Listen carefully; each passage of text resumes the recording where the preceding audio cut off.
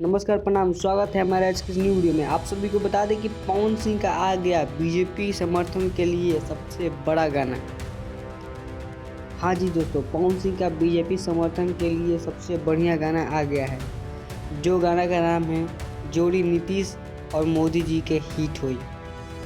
पवन सिंह को बता दें कि पवन सिंह चुनाव लड़ने वाले थे, चुनाव किसी कारण वो नहीं लड़े, लेकिन पवन सिंह ये बोले थे कि मैं कल भी बीजेपी का सिपाही था और आज भी हूँ। तो इसीलिए पवन सिंह ने बहुत ही ज़बरदस्त गाना बीजेपी के लिए अपने ही अंदाज में, वो भी भोजपुरी अंदाज में ला दिए हैं, जिस गाने का नाम है जोड़ी मोदी नीतीश के हिट हुई। ये गाने के आए हुए अभी 3 घंटे हो रहे हैं और लोग इसको बहुत ही अच्छा रिस्पॉन्स दे रहे हैं। ये गाना बहुत ही ज़्यादा ट्रेंड करेगा।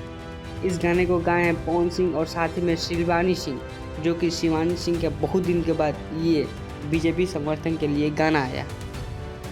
बीजेपी से पवन सिंह बहुत ही प्यार करते हैं, बहुत ही उनके लिए स्नेह रहता है बीजेपी के लिए, इसीलिए पवन सिंह बहुत ही अच्छा और तरीक़ा से, बहुत ही बढ़िया तरीक़ा से बीजेपी को समर्थन करते हैं।